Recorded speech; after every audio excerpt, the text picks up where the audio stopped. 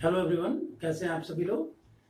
हम लोगों ने प्रीवियस वीडियो में कोशिका भित्ति, कोशिका झिल्ली और केंद्रक या न्यूक्लियस के विषय में पढ़ा था। आज हम लोग साइटोप्लाज्म या कोशिका द्रव के विषय में चर्चा करेंगे। तो फर्स्ट ऑफ ऑल हम देखते हैं कि साइटोप्लाज्म, जिसे हम लोग कोशिका द्रव के नाम से भी जानते हैं, इसको कैसे हम लोग डिफाइन करेंगे, या आखिर होता क्या है। तो it consists of all of the contents outside of the nucleus and enclosed within the cell membrane of a cell। मतलब कि ये एक कोशिका का डायग्राम हमने बनाया है। इस कोशिका में जो ये न्यूक्लियस या केंद्रक है और ये जो बाहरी जो आप वॉल देख रहे हैं, इसे हम लोग सेल मेम्ब्रेन कहते हैं। तो ये न्यूक्लियस और ये सेल मेम्ब्रेन के बीच का ये जो पूरा पार्ट आप देख रहे हैं, इसको हम लोग साइटोप्लाज्म के नाम से या कोशिका द्रव के नाम से जानते हैं। इसको द्रव इसलिए कहा जाता है क्योंकि इसकी दूसरी जो विशेषता है उससे क्लियर होगा।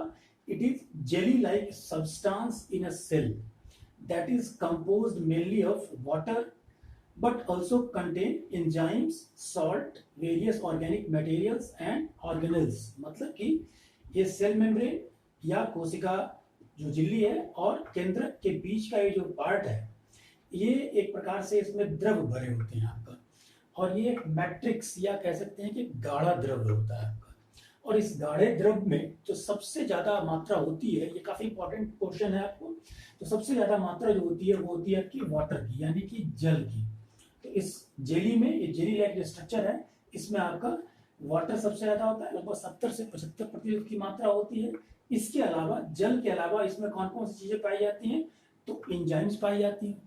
एंजाइम्स हम आगे पढ़ेंगे भी, बट अभी हम देखते हैं एंजाइम जो है वो एक प्रकार का बायो कैटलिस्ट होता है, जैव उत्प्रेरक होता है, जो किसी भी प्रकार के सेल में जो बायो रिएक्शन या केमिकल रिएक्शन होती है, रासायनिक प्रक्रियाएं होती हैं, उसको वो गति प्रदान करता है। तो ये एंजाइम्स की बहुत बड़ी भूमिका है। उसी ढंग से लवण यानी कि सॉल्ट होता है, इसमें इस जेली में घुले हुए होते हैं। इसके अलावा कार्बोहाइड्रेट, प्रोटीन, लिपिड या वसा के रूप में ऐसे बहुत सारे ऑर्गेनिक मटेरियल्स या कार्बनिक पदार्थ होते हैं।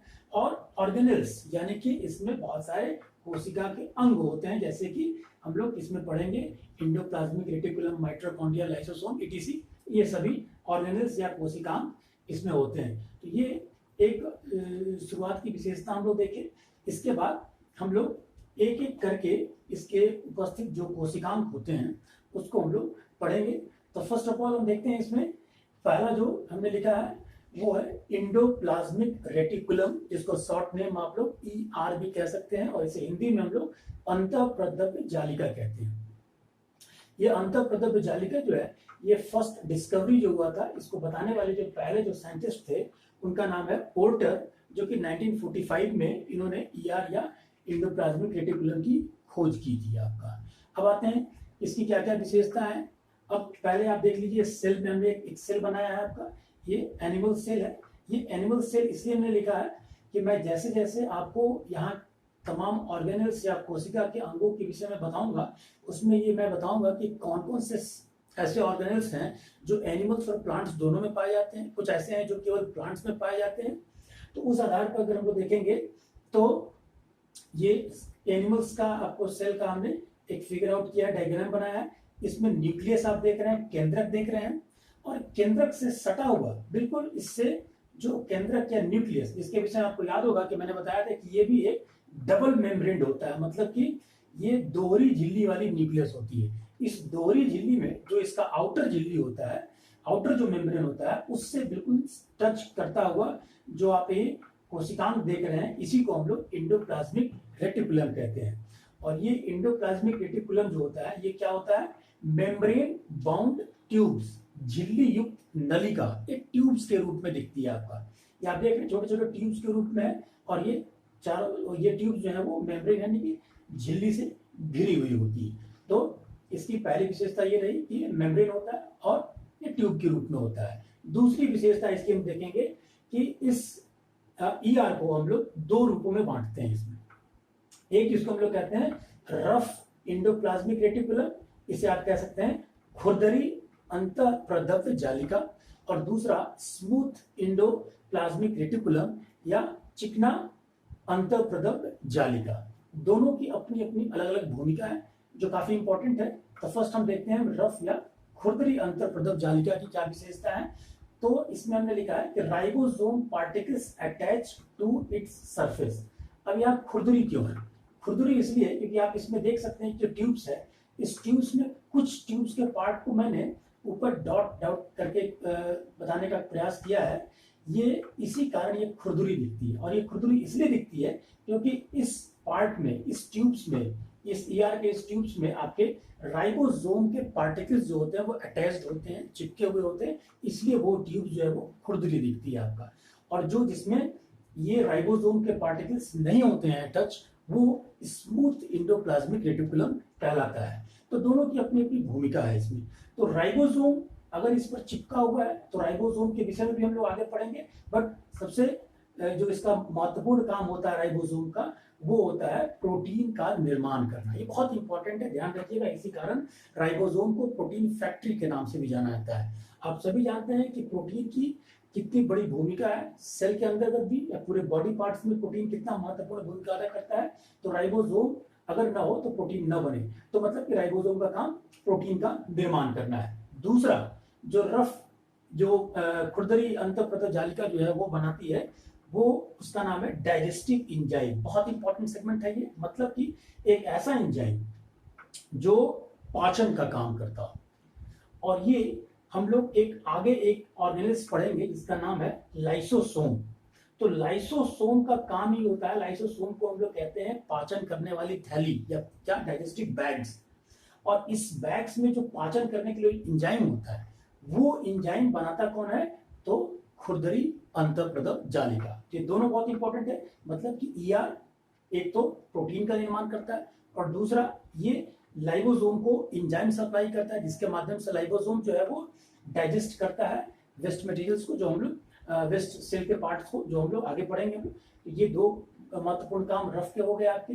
दूसरा स्मूथ, जिसमें राइबोसोम के कण नहीं होते हैं, इसका जो महत्वपूर्ण काम होता है वो होता है लिपिड या वसा या फैट का सिंथेसिस करना, संश्लेषण करना, उसका निर्माण करना आपका। दूसरी महत्वपूर्ण भूमिका क्या होती है स्मूथ ईआर की? वो होती है कैल्शियम आयन को रिलीज करना। आपके पूरे सेल में एक कैल्शियम आयन को रिलीज करती है। तीसरी जो बहुत बड़ी भूमिका होती है स्मूथ की, वो होती है ये कोलेस्ट्रॉल के भी सिंथेसिस में मदद करता है, और इसी कोलेस्ट्रॉल की मदद से स्टेरॉइड्स हार्मोन्स बनते हैं आपका। और ये स्टेरॉइड्स हार्मोन जो होते हैं, इनका भी बहुत बड़ा काम होता है। खासकर ये आप ऐसे कह सकते हैं कि स्टेरॉइड हार्मोन्स का ये एक तरह से सेक्सुअल हार्मोन्स होता है, इसमें ये मदद करता है। इवन की ये मेटाबॉलिज्म प्रोसेस में मदद करता है।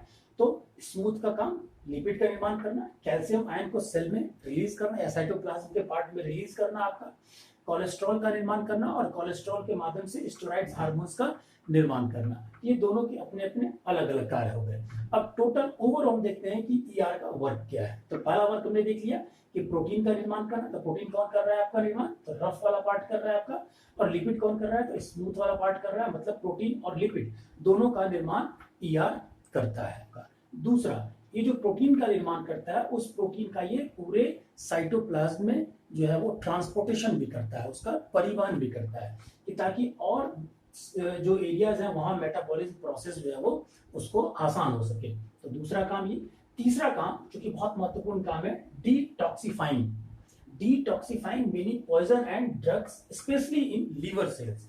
मतलब कि खासकर लीवर सेल में जो ऐसे विषैले तत्व आ गए हैं उसको वो सफाई करने का काम, ये काम भी ये आपका ईआर करता है आपका।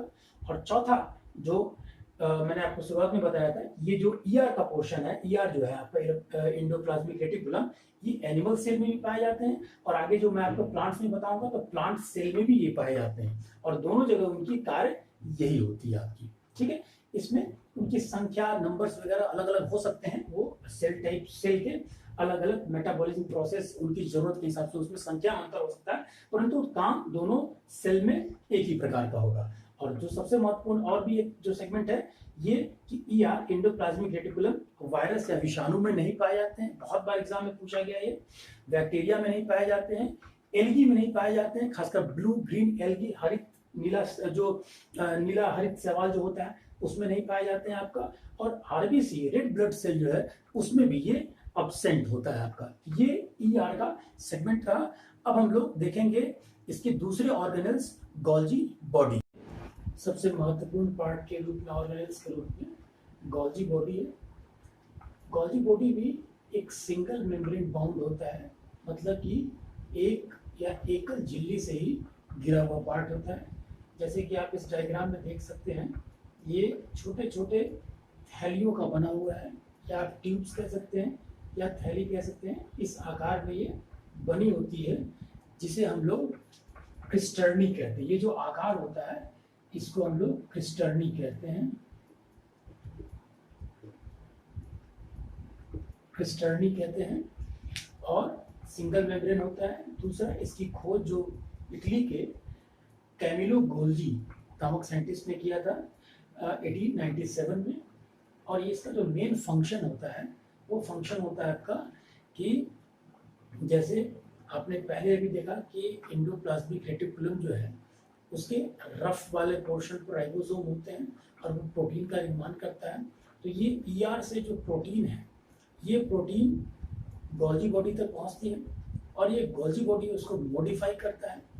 मॉडिफाई करने के साथ साथ वो क्या करता है, उसको पैकेजिंग करता है, उसको पैकेज करता है और पैकेजिंग करने के बाद उसको सेल के अंदर डिस्पैच कर देता है उसको। मतलब कि जिस प्रकार से आप देखते हैं कि इसको एक एग्जांपल से अगर आप देखिए तो जैसे कि कोई व्यक्ति अपना पूरा मकान है उसका, उसके सामान को उसको सीधा शिफ्ट करना है, तो वो एक पैकर्स को बुलाता है, वो कैसे उस चीज़ों को पहले मॉडिफाई करता है, किन किन चीज़ों को कैसे रखना है, फिर उसको पैकेजिंग करता है और पैकेजिंग करने के बाद उसको जिस जगह पर उसको गंतव्य स्थान भेजना है तो उसको वो डिस्पैच कर देता है। तो ये काम गोल्जी बॉडी करता है। तो ईआर से आने वाले प्रोटीन की पैकेजिंग करना और उसको डिस्पैच करना, साथ साथ ये लिपिड को भी डिस्पैच करता है, मतलब कि वसा को भी ये डिस्पैच करने का काम करता है। तो बहुत महत्वपूर्ण पार्ट है इसमें, प्रोटीन और लिपिड को सेल के अंदर इसको डिस्पैच करना। और दूसरा जो सबसे महत्वपूर्ण, इसका एक और महत्वपूर्ण पार्ट जो है वो है लाइसोसोम का निर्माण गोल्जी बॉडी ही करती है, जो कि हम लोग इसके बाद लाइसोसोम को ही पढ़ेंगे। ये गोल्जी बॉडी का पार्ट है आपका, ये डायग्राम है, इससे आप समझ सकते हैं थोड़ा। दूसरा लाइसोसोम। तीसरा जो आपका ऑर्गेनेल्स है कोशिकांग है।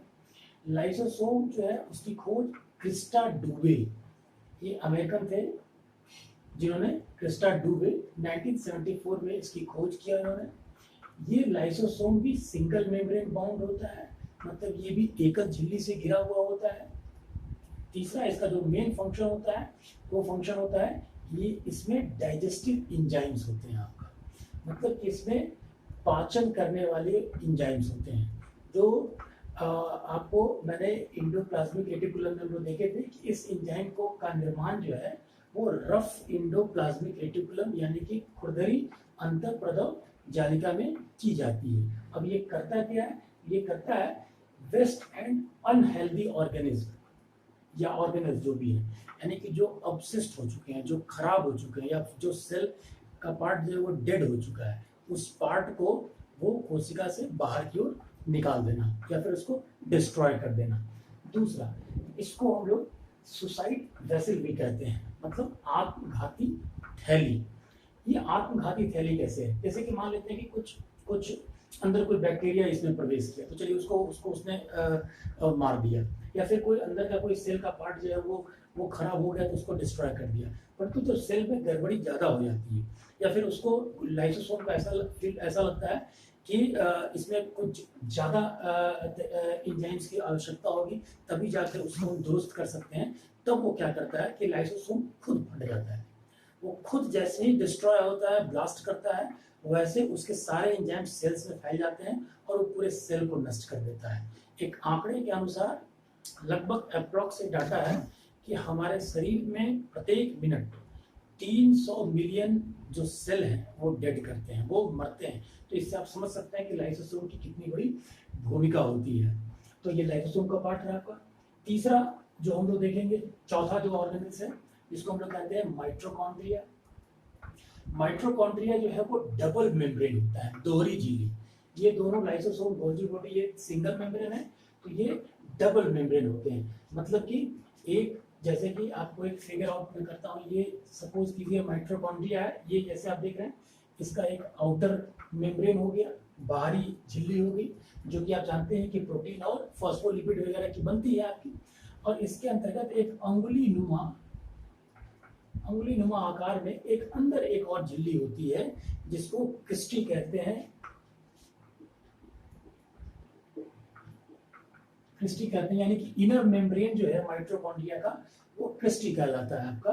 तो ये अंदर का पार्ट है, इसमें बहुत सारे मैट्रिक्स या गाढ़ा द्रव भरा पड़ा होता है, और ये जो है इसका क्या वर्क है इसको हम लोग आगे देखते हैं इसमें। तो डबल मेम्ब्रेन होना, दूसरा इसकी खोज जो है वो रिचर्ड ऑल्टमैन ने 1886 में की थी। अगला माइटोकॉन्ड्रिया, जैसे कि जितने भी ऑर्गेनेल्स हैं इनका संख्या जो है वो डिपेंड करता है कि सेल में उसका वर्क क्या है उस आधार पर। तो माइटोकॉन्ड्रिया सबसे ज़्यादा अगर किसी सेल में पाई जाती है तो वो लिवर सेल में अप्रॉक्स 2000 प्लस 2000 से ज़्यादा माइटोकॉन्ड्रिया की संख्या होती है उसमें, और आरबीसी में माइटोकॉन्ड्रिया एब्सेंट होता है, तो ये आपको ध्यान रखना है। दूसरा, माइटोकॉन्ड्रिया के पास अपना डीएनए होता है। हमने न्यूक्लियस में पढ़ा था कि केंद्रक में ही डीएनए होती है, तो केंद्रक के बाहर अगर कहीं डीएनए होता है तो वो माइटोकॉन्ड्रिया में होता है, मतलब कि इसके माइटोकॉन्ड्रिया किस प्रकार से फंक्शन करेगी इसकी सूचना माइटोकॉन्ड्रिया के अंदर ही होता है आपका। तो ये डीएनए जो है इसके फंक्शन को रेगुलेट करता है। साथ साथ माइटोकॉन्ड्रिया में भी राइबोसोम होते हैं, जैसे कि हमने क्या देखा कि राइबोसोम जो है इंडोप्लाज्मिक रेटिकुलम में भी पाया जाता है आपका। इसके अलावा हमने राइबोसोम जो है वो न्यूक्लियस में भी देखा कि न्यूक्लियस में भी पाई जाती है, वैसे ही ये राइबोसोम माइटोकॉन्ड्रिया में भी पाया जाता है। और इसका यूज क्या आप बेहतर जानते हैं कि राइबोसोम प्रोटीन फैक्ट्री है, तो ये प्रोटीन का निर्माण करता है, मतलब कि माइटोकॉन्ड्रिया अपने फंक्शन के लिए, अपने मेटाबॉलिज्म के लिए खुद प्रोटीन का निर्माण करता है आपका। ये माइटोकॉन्ड्रिया के एक इम्पोर्टेंस है। और जो सबसे प्रमुख इसका इम्पोर्टेंट रोल है वो है ये इसका पावर हाउस ऑफ सेल, कोशिका का ये बिजली घर होता है। जैसे कि हम लोग पावर प्लांट से इलेक्ट्रिसिटी सप्लाई करते हैं, जनरेट किया जाता है, वैसे ही पूरे सेल के फंक्शन को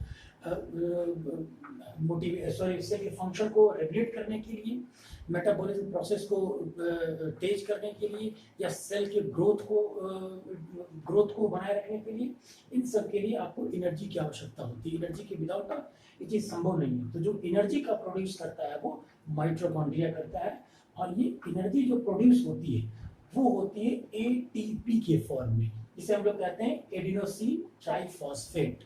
मतलब जैसे आप समझ जाइए कि जैसे माइटोकॉन्ड्रिया अगर पावर प्लांट है तो एटीपी इलेक्ट्रिसिटी है, मतलब कि ये एनर्जी जो है वो एटीपी के फॉर्म में निकलती है, और जिससे कि तमाम बायोलॉजिकल एक्टिविटी जो है वो आपका रेगुलेट होता है इसका।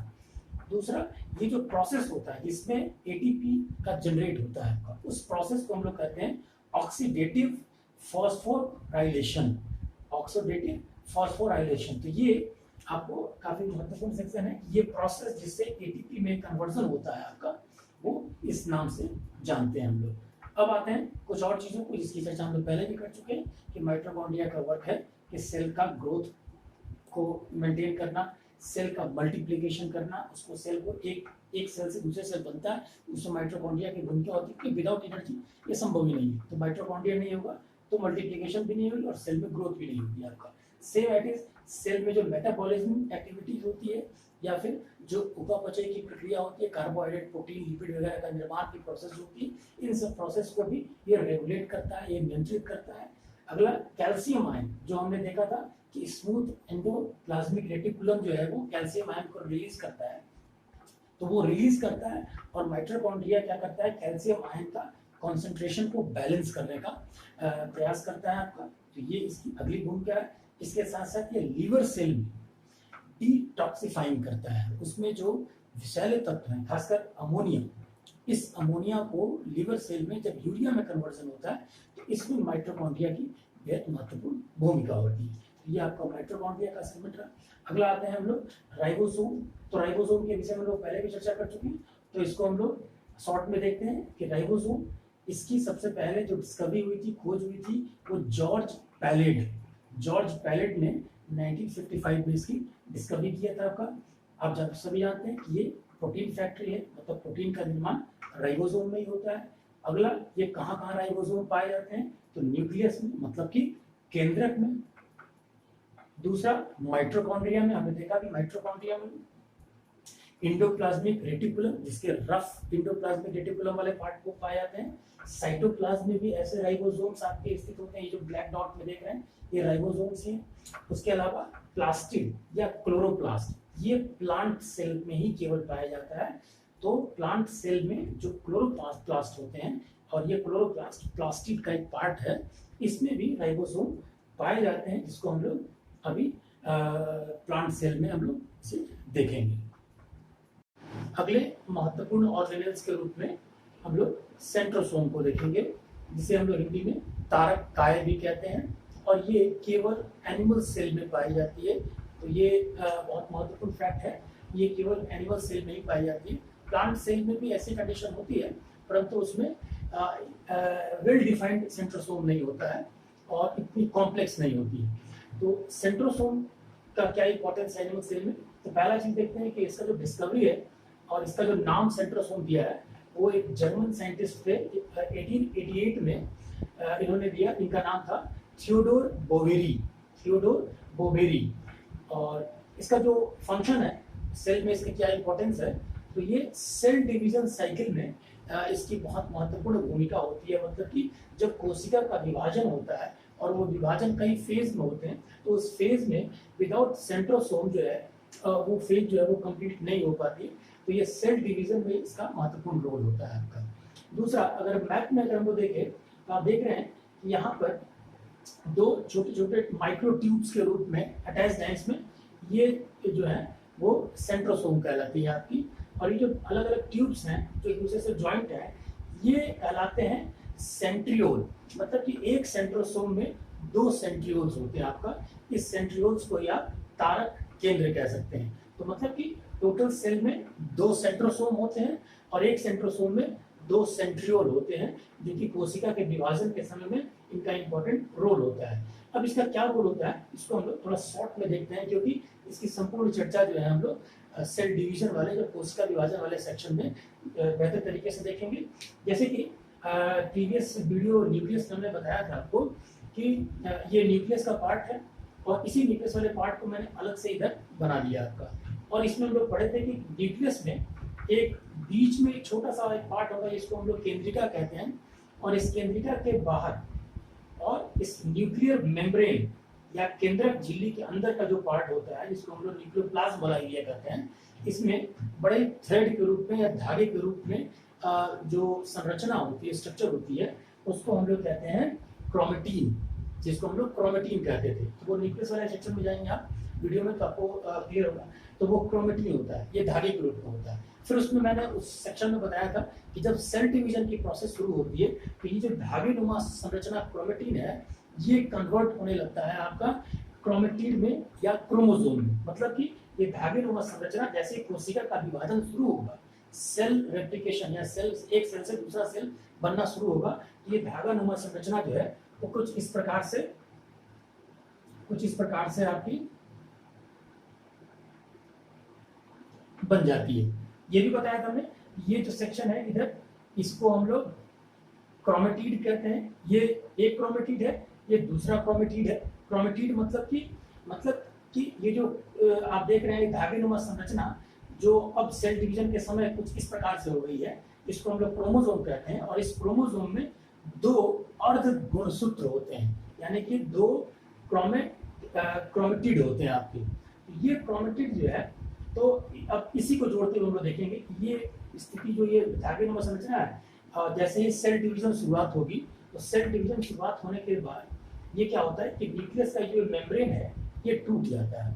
और जैसे न्यूक्लियस का मेम्ब्रेन टूट जाता है, तो इसके अंदर में जो ये धागा नुमा संरचना है वो क्रोमोसोम में कन्वर्ट हो जाती है। और क्रोमोसोम में कन्वर्ट होने के साथ साथ ये जो संरचना है, ये यहाँ से निकल कर ये सेंटर पॉइंट बनाना शुरू कर देती है। मतलब कि देख रहे हैं कि आप सेंटर पॉइंट बनाना शुरू कर देती है। और ये जो सेंट्रोसोम है, ये सेंट्रोसोम दोनों पोल वाले रीजन में, सेल के दोनों ध्रुव वाले क्षेत्र में ये शिफ्ट हो जाते हैं आपका। और जैसे शिफ्ट होते हैं, और तो इसके द्वारा एक फाइबर जिसको हम लोग कहते हैं स्पिंडल फाइबर फॉर्मेशन, यानी कि तर्क तंतु का निर्माण होता है। मतलब कि ये जो सेंट्रोसोम है इससे एक धागेनुमा संरचना और निकलती है, इसको ट्यूब भी कह सकते हैं आपका। और ये क्या करते हैं, इस क्रोमोसोम के ये जो बीच का जो पार्ट है जिसको हम लोग सेंट्रोमेयर कहते हैं, सेंट्रोमेयर, तो जो ज्वाइंट करता है आपका, तो सेंट्रोमेयर से ये कनेक्ट हो जाता है स्पिंडल फाइबर। और फिर इसके अगले चरण में, ये कई फेज में हम लोग आगे पढ़ेंगे, तो यहाँ पर देखते हैं कि इसके अगले चरण में क्या होता है कि ये इसका एक क्रोमेटिड ऊपर चला जाता है, एक क्रोमेटिड नीचे की ओर चला जाता है। क्रोमेटिड की जो इसमें से क्रोमेटिड एक ऊपर एक नीचे वाले सेंट्रोसोम से अटैच हो जाती है, सेल कुछ इस प्रकार से जाती है, और फाइनली ये एक अलग सेल बन जाता है और ये एक अलग सेल बन जाता है। मतलब एक सेल से दो सेल आपके बन गए, और फिर इसमें एज इट इज एक न्यूक्लियस बन जाती है। और फिर जैसे सेल डिवीजन कंप्लीट हो चुका है तो उसके साथ साथ इसके अंतर्गत वो धागेनुमा संरचना के रूप में कन्वर्ट हो जाती है। इस प्रोसेस को हम लोग और बेहतर तरीके से डिफाइन करेंगे। हमारा यहाँ मेन मकसद था आपको सेंट्रोसोम के रूप में ये बताने का कि कैसे सेल डिवीजन में इसका इंपॉर्टेंस होता है। अब हम लोग प्लांट सेल के जो कुछ ऑर्गेनेल्स हैं उसके विषय में हम लोग देखते हैं, जिसे इस डायग्राम से समझते हैं। तो ये प्लांट सेल का आपका डायग्राम है। आपको मालूम है इसमें सेल वॉल है, सेल मेम्ब्रेन है, और इनर पार्ट में जो हमने अब तक ऑर्गेनेल्स पढ़े थे उसमें, चाहे वो एंडोप्लाज्मिक रेटिकुलम हो, चाहे माइटोकॉन्ड्रिया हो, चाहे लाइसोसोम हो, चाहे राइबोसोम हो, चाहे गोल्जी बॉडी हो, ये सभी स्ट्रक्चर इसमें होते हैं। परंतु कुछ ऐसे स्पेसिफिक या विशिष्ट स्ट्रक्चर प्लांट सेल में होते हैं जो एनिमल सेल में नहीं होते हैं, या होते भी हैं तो उसमें वो वेल डिफाइंड नहीं होते हैं। तो उसी सेल को, उसी ऑर्गेनल्स को हम लोग, कोशिकाओं को हम लोग देखने का इसमें प्रयास करेंगे। तो फर्स्ट ऑफ ऑल इसमें देखते हैं कि वैक्यूल्स, जिसे हम लोग रसधानी या रिक्तिकाएं कहते हैं आपका, ये वैक्यूल्स और रसधानी जो होती है ये मूल रूप से प्लांट सेल का ही में ही ये पाए जाते हैं। हालांकि ये एनिमल सेल में भी होते हैं, परंतु एनिमल सेल में ये तो बहुत छोटे होते हैं, और दूसरा इनका बहुत सारे नंबर्स में होते हैं, बहुत ज़्यादा संख्या में होते हैं, और इनका जो फंक्शन प्लांट के लिए इंपॉर्टेंस जितना रखता है उतना एनिमल सेल के लिए इनका इंपॉर्टेंस उतना नहीं होता है। तो इसी को थोड़ा हम लोग डेप्थ में देखते हैं। तो वैक्यूल्स क्या है, तो it occupies 50 to 90% of the cell volume. कोशिका के कुल आयतन का लगभग 50 से 90% भाग जो है वो इसी वैक्यूल्स के द्वारा ही घिरा हुआ होता है। देख रहे हैं आप, यहाँ पर मैंने बताया, हालांकि ये हो सकता है कि ये बहुत सारा एरिया को भी कवर कर ले जाए, ये सेल टू सेल डिपेंड करेगा आपका। यहाँ पर स्पेस के आधार पर मैंने इसको छोटा बनाया है, ये बड़ा भी हो सकता है, छोटा भी हो सकता है, यानी कि 50 to 90% पार्ट को ये कवर करता है आपका। दूसरा, ये डबल मेम्ब्रेन होता है आपका, मतलब कि दोहरी झिल्ली होती है, और जो बाहरी झिल्ली का जो इसमें होता है, आउटर जो मेम्ब्रेन होता है, इसको हम लोग कहते हैं टोनोप्लास्ट।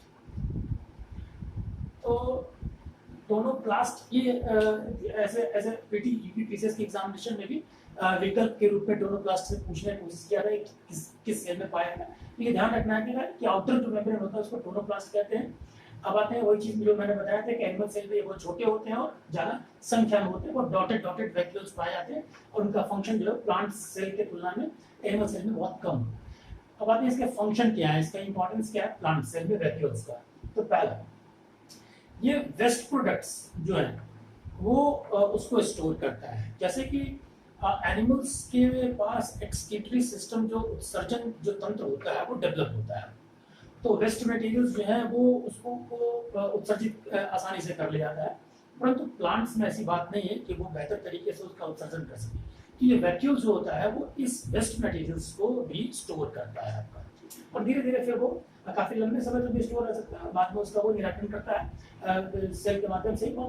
यहाँ ध्यान रखना है कि ये जो अपशिष्ट पदार्थ होते हैं उसका भी संग्रहण का कार्य वैक्यूल्स में की जाती है। दूसरा, ये इसमें प्रोटीन, फैट, कार्बोहाइड्रेट, मिनरल्स, ये सब चीजें जो हैं वो इसमें उपस्थित होती हैं आपकी। ऐसे जो आपके इसमें बहुत सारे कुछ ऑर्गेनिक एसिड्स भी होंगे, कुछ गैसेस, ऑक्सीजन, कार्बन डाइऑक्साइड वगैरह, और ये तमाम जो ऑर्गेनिक मैटर्स हैं ये सभी जो है वो इसमें उपस्थित होते हैं। मतलब कि इसमें भोज्य पदार्थों का, यानी कि जो खाना है आपका, भोजन होता है इसका, वो भी संग्रह होता है, यानी कि वेस्ट मटेरियल भी और भोज्य पदार्थ का भी संग्रह इसमें पाया जाता है। तीसरी जो इसकी इम्पोर्टेंस है, ये पेड़ पौधे को स्फीति मतलब कि एक समान रूप से खड़े बनाए रखना, उसकी जो कह सकते हैं आपकी वो किस प्रकार से अपने आप को एक जगह स्टेबल बनाए रखता है और उसमें कोई दिक्कत नहीं आती, तो स्थिति यानी कि इसको हम लोग टर्बिडिटी कहते हैं, तो इसको बनाए रखने में ये वैक्यूल्स मदद करता है। इसको आप ऐसे समझिए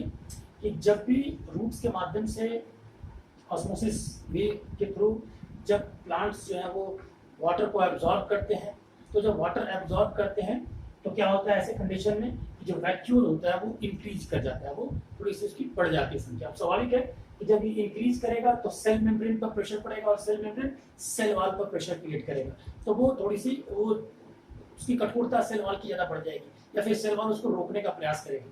तो ये जैसे ही वाटर एब्जॉर्ब करता है तो वैक्यूल्स की थोड़ी इंक्रीज करती है, और जब वाटर डिक्रीज करता है या वाटर कम होती है तो वैक्यूल्स अपने आप सिकुड़ जाता है। इससे आप एग्जांपल समझिए कि काफी दिनों तक आपने गमले में जो आपने पौधे लगा रखे हैं उसको आपने पानी नहीं दिया तो वो मुरझा से जाएंगे आपके। जब आप उसमें पानी डालते हैं तो वो पौधे खिल जाते हैं, तो वो खिलते हैं इसलिए कि उसके वैक्यूल्स जो है वो क्या होता है वो वाटर उसने एब्जॉर्ब कर रखा है।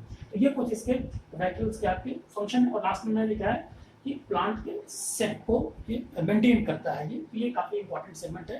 तो ये मूल रूप से प्लांट सेल में ही पाई जाती है। दूसरा इसको हम लोग कहते हैं प्लास्टिड यानी कि लवक। तो इसकी क्या विशेषता है, प्लास्टिड और लवक क्या होता है? तो ये प्लांट और एल्गी में पाया जाता है, मतलब ये एनिमल सेल में नहीं पाई जाती। दूसरा ये भी डबल मेम्ब्रेन होता है, बॉन्ड होता है, मतलब कि ये भी दोहरी झिल्ली में ही होता है। तीसरा ये बड़ा इंपॉर्टेंट सेक्शन है आपका कि हमने देखा था कि न्यूक्लियस के अंदर डीएनए होता है और राइबोसोम वहां भी होता है न्यूक्लियस के अंदर। वैसे सेम एज इट आप देखेंगे तो माइटोकॉन्ड्रिया जो है उसकी भी अपनी डीएनए होती है और राइबोसोम होता है आपका। ऐसे ही प्लास्टिड में भी अपनी इसकी डीएनए और राइबोसोम होती है। डीएनए इसके फंक्शन को डिसाइड करता है और कैसे इस फंक्शन को इम्प्लीमेंट करना है, ये सारी सूचनाएं होती हैं। और राइबोसोम आप जानते हैं कि प्रोटीन का निर्माण ये करता है, तो इसका अपना इंडिजिनस अपना ये इनके पास अवेलेबल होता है। और इसको प्लास्टिड को जो प्लांट सेल में पाए जाते हैं, इस प्लास्टिड को हम लोग मूल रूप से 3 पार्ट में इसको बांटते हैं। जैसे एक नंबर हो क्लोरोप्लास्ट, क्रोमोप्लास्ट और ल्यूकोप्लास्ट। तो फर्स्ट हम देखते हैं हम लोग कि क्लोरोप्लास्ट यानी कि हरित लवक, बड़ा पॉपुलर नेम है। तो क्लोरोप्लास्ट ग्रीन कलर्ड होता है, हरे रंग का होता है आपका। दूसरा क्लोरोप्लास्ट का फंक्शन क्या है, यूज क्या है, इसकी इंपॉर्टेंस क्या है, तो वो फूड प्रोड्यूसर होता है, या इसको हम लोग किचन ऑफ द सेल कहते हैं। कोशिका का रसोई घर, मतलब कि ये खाना बनाने का कार्य प्लास्टिड में ही की जाती है। जैसे हमने यहाँ देखा, यहाँ पर संग्रहण होता है भोजन का, ये बनाने का कार्य करता है। तो कैसे करता है आपका, तो इसमें एक पिगमेंट यानी कि इसमें एक वर्णक होता है, ये क्लोरोप्लास्ट में एक वर्णक होता है। और ये वर्णक या पिगमेंट जो होती है कह सकते हैं कि एक सब्सटेंस है, एक ऑर्गेनल्स के अंदर ही एक फंक्शनल बॉडी है, इसको आप लोग वर्णक कह सकते हैं। इसको हम लोग कहते हैं क्लोरोफिल। तो क्लोरोफिल क्लोरोप्लास्ट में पाया जाता है, इसको हम लोग पर्णहरित कहते हैं। और ये जो क्लोरोफिल होता है ये प्लांट्स के जो भी ग्रीन टिश्यूज होते हैं उसमें पाए जाते हैं, मतलब कि उसी में क्लोरोप्लास्ट भी पाए जाते हैं। और मोस्टली ये लीव्स में, पत्तियों में पाए जाते हैं। और ये पत्तियां क्या करती हैं, इस सूर्य के प्रकाश की उपस्थिति में और कार्बन डाइऑक्साइड की मदद से ये क्लोरोफिल के माध्यम से फोटोसिंथेसिस करता है, प्रकाश संश्लेषण करती है, जिसके माध्यम से ये पौधे जो है वो अपना भोजन तैयार करते हैं। और भोजन सूर्य की रोशनी में जो प्रकाश संश्लेषण करते हैं और ग्लूकोज तैयार करते हैं, शुगर तैयार करते हैं, कह सकते हैं कि भोजन तैयार करते हैं। तो ये काम क्लोरोफिल ही करता है आपका। और ये क्लोरोफिल में एक मैग्नीशियम पाई जाती है, ये भी कई बार एग्जाम में पूछा गया है कि मैग्नीशियम के प्रेजेंस के कारण ही फोटोसिंथेसिस प्रोसेस जो है वो संभव हो पाता है। तो ये क्लोरोप्लास्ट का एक महत्वपूर्ण आपका सेगमेंट है, इसको आपको ध्यान रखना है। दूसरा जो इसका लवक है जिसको हम लोग कहते हैं क्रोमोप्लास्ट, जिसको कहते हैं वर्णी लवक। तो वर्णी मतलब क्या है, जैसे कि इसमें हरे टिश्यूज में पाए जाते हैं। अच्छा, आपने जैसे कि पेड़ पौधे में जो फूल होते हैं, फ्लावर्स हैं, फ्रूट्स हैं, फल भित्तियां हो जाती हैं, ये सब डिफरेंट कलर्स के होते हैं आपके।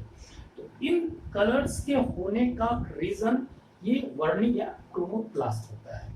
तो इसमें कई पिगमेंट्स होते हैं। मान लीजिए कि कोई पार्ट फल का या फूल का या फल भित्ति का या पेड़ का कोई भी पार्ट जो येलोइश है आपका, अगर हरी पत्तियां अगर क्या है वो मुरझा गई और पीली पत्ती में कन्वर्ट हो गई। अगर येलो है तो इसका मतलब कि उसमें कौन सा पिगमेंट है, तो इसमें पिगमेंट है आपका ज़ैंथोफिल। तो ये क्रोमोप्लास्ट का एक पार्ट है। तो ये भी एक प्रकार से हम क्या समझे कि ये क्रोमोप्लास्ट भी एक कलर्ड ऑर्गेनेल्स है, ये भी एक रंग इसमें होता है, येलो वाले पार्ट में ज़ैंथोफिल का होना। वैसे ही ऑरेंज अगर कोई पार्ट है, ऑरेंज पार्ट है किसी फूल फल वित्ती या फ्रूट्स में, तो ये ऑरेंज का होने के कारण इसमें कैरोटीन का होना है आपका। तो कैरोटीन जो इसे गाजर वगैरह में पाया जाता है। और वैसे ही रेड अगर पार्ट है तो उसमें लाइकोपीन होता है, इसके कारण जो है वो सारी चीजें जो है इसके प्रोडक्ट्स जो है वो आपके लाल रंग के दिखते हैं आपका। और ये क्रोमोप्लास्ट जो होता है अलग डिफरेंट डिफरेंट रंग्स के होते हैं, तो ये बहुत सारे कीड़े जो होते हैं उनको अट्रैक्ट करते हैं अपनी तरफ। और ये कीड़े क्या करते हैं कि इस प्रकार से ये पेड़ पौधों पर जब मंडराते हैं तो उसके कारण जो है वो निषेचन या फर्टिलाइजेशन की प्रक्रिया को जो होती है, इसमें बहुत बड़ा भूमिका ये डिफरेंट कलर्स को बनाए रखने वाले क्रोमोप्लास्ट के माध्यम से ही हो पाता है। तो यानी कि क्रॉस पॉलिनेशन या परागण की क्रिया हो या फर्टिलाइजेशन की क्रिया हो, ये सब कुछ इसी क्रोमोप्लास्ट के माध्यम से ही संभव हो पाता है। और थर्ड पार्ट जिसको हम लोग कहते हैं ल्यूकोप्लास्ट, जिसको अवर्णी लवक, मतलब कि ये दोनों जहाँ कलर्ड ऑर्गेनेल्स हैं वैसे ही तो ये जो है ल्यूकोप्लाज्म है ये कलरलेस होता है, ये कलरलेस ऑर्गेनेल्स है, रंग इसमें नहीं पाए जाते हैं। और ये ल्यूकोप्लास्ट यानी कि अवर्णी लवक उन पार्ट्स के पौधों के उन सेल्स में पाए जाते हैं जहां तक सूर्य की रोशनी नहीं पहुंचती है, जैसे कि रूट्स जड़ों, जैसे कि सीड्स वहां तक, जैसे कि अंडरग्राउंड स्टेम्स, कुछ तने जो होते हैं वो धरती के नीचे होते हैं, तो उन सब में ये ल्यूकोप्लास्ट नामक लवक होता है। और इसमें इस लवक में जहाँ तक सूर्य की रोशनी नहीं पहुंच पाती है तो वहां पर जो है वो उनको फूड सप्लाई की जरूरत पड़ती है कि ये कुछ चीज़ों को स्टोर करके रखते हैं कि ताकि पौधों का जो है वो हर एक पार्ट जो अपने फंक्शन करता है। तो इसमें क्या क्या स्टोर होता है, इसमें स्टार्च स्टोर होता है, स्टार्च मतलब एक प्रकार का कार्बोहाइड्रेट है जो एनर्जी प्रदान करता है, लिपिड यानी कि वसा स्टोर होता है, प्रोटीन ये स्टोर होता है। तो ये ल्यूकोप्लास्ट की भूमिका है आपकी। तो ये तो हमने सेल्स में कई तमाम ऑर्गेनेल्स देखे, इसमें कुछ देखा कि हमने कि वो एनिमल्स में पाए जाते हैं स्पेशली, कुछ जो है वो प्लांट्स में पाए जाते हैं और कुछ जो है वो दोनों में पाए जाते हैं आपका। तो ये सेल से संबंधित जानकारी रही और हम लोग नेक्स्ट वीडियो में सेल के टाइप्स और सेल डिवीजन को देखेंगे। उम्मीद है आपको ये इससे आपकी जो है वो समझ आई होगी इस चीज़ को लेकर।